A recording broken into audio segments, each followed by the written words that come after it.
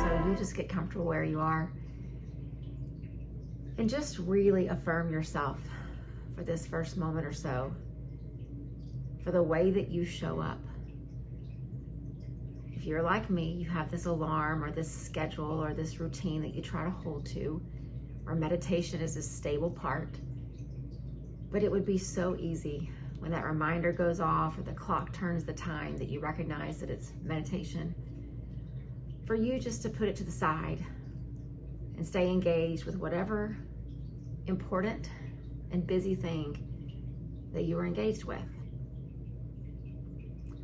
But you have done something different. You've chosen to show up. And so just affirm yourself for that. I don't think you really realize what an incredible thing that is. It's really easy when we come to meditation to think about how many thoughts are running through our mind, or how uncomfortable a certain part of the body gets, or how we hear a noise in the house and it distracts us. But instead of thinking about those little, truly inconsequential parts of this practice, let's begin to really just reflect on what it means to keep showing up, and what an anchor that provides to your day, to your week, and ultimately to your life. So let's just start to find a slow rhythm of inhales and exhales. And just really allow yourself just to settle in. Our meditation time today is going to look just a little different. I'm not going to talk or guide nearly as much. We're going to let the breath and the quiet do it for us. Because this is the day as we head into this phase of the moon where there'll be no light in the sky tomorrow. The moon is still there, and we know that logically and realistically. But if you look up, when you wake up in the morning and you try to find it, you're just going to see darkness. And so I really just want to honor where we are in this phases of the moon. And by in turn, I want us to just honor where each of us is in our life. There's a song that I play in my classes a lot. I've even used the lyrics of it in meditation a few times. But in this song, he says again and again, you can't rush your healing because darkness has its teachings. And usually I focus, when I'm in my yoga classes, on the idea of not rushing your healing. Be patient with your physical practice. But today I want to go to the second part of that line when he tells us, darkness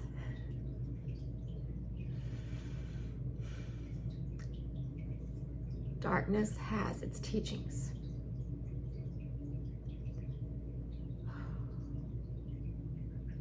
And most of those times we do not understand, and we get really frustrated and impatient. And we wonder if we could just catch a break. But it doesn't deter you from your practice any, just because you're understanding that there's some darkness, any more than it would in the morning if you get up and you search for that moon and you don't see it because of the darkness. You still know that it's there. And so we're going to use these few minutes that we have together tonight to let the darkness, through the stillness and through the breath, begin to reveal to each of us whatever is meant to be revealed. And we don't do these kinds of practices with the motivation of, having writing in the sky of what all the answers are. We do these kind of practices just to learn to listen, to quiet our mind, to quiet our spirit, to quiet our body, and just listen. And so I want to use the words of Ram Dass to guide us tonight, the words that he was known for, that he lived out in all of his practice and all of his teachings, which was be here now. And so what we'll do is I will have us inhale, and I will say the first part of that. And then I will have us exhale, and I'll say the other part, and then we'll grow quiet. And about the point when the minds start to wander or the body starts to fidget, I'm going to do it again. And we're going to breathe in and bring ourselves back to the here. And we'll breathe out and bring ourselves back to the now. And then just notice in the pause how open you can become to whatever the darkness is trying to teach you. So just get comfortable where you are. If you're seated, sit up really tall, anchoring through your sit bones. If you're lying down, stretch out enough that your spine feels really long. And you can feel the breath just moving within. So breathing in together. We are here. Breathing out together. We are now. And let's just pause.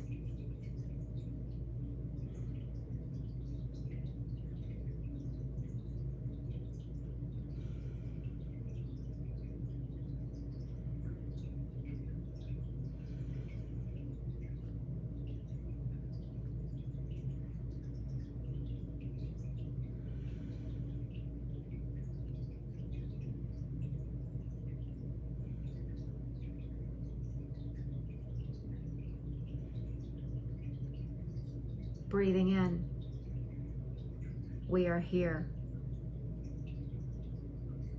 Breathing out, we are now. And just pause.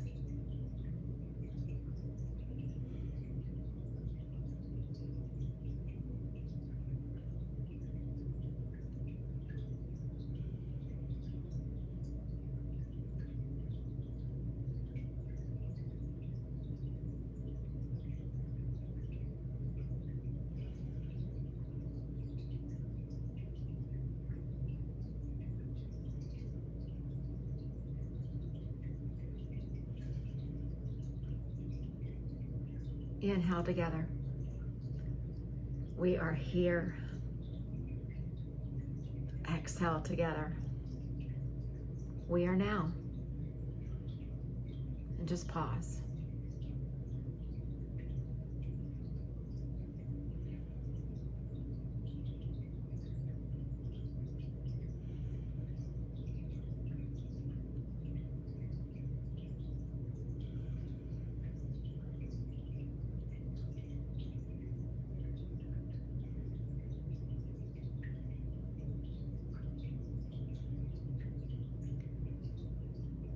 And then I want us just to reverse it. I want us to have the words, the affirmation, the commitment, and then follow it with the breath. I am here. Inhale together. I am now. Exhale together. I am here. Inhale. I am now. Exhale.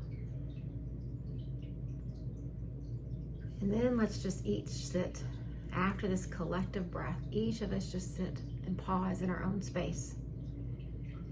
And while the darkness is collective with that dark moon in the sky, I would invite each of us to sit with our own individual darkness for just the next couple of minutes. Not seeking the answers, but just being willing to sit and to listen for whatever the teachings may be.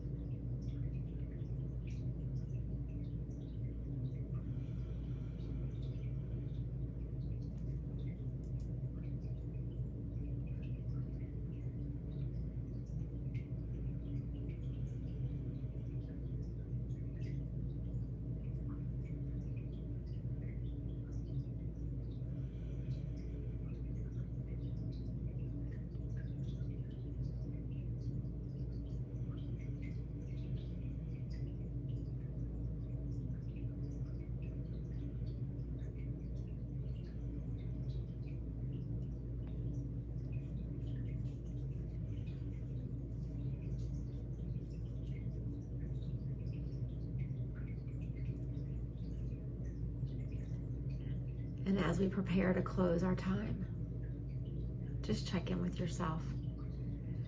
The same self that we affirmed for showing up. Affirm yourself for being willing to listen.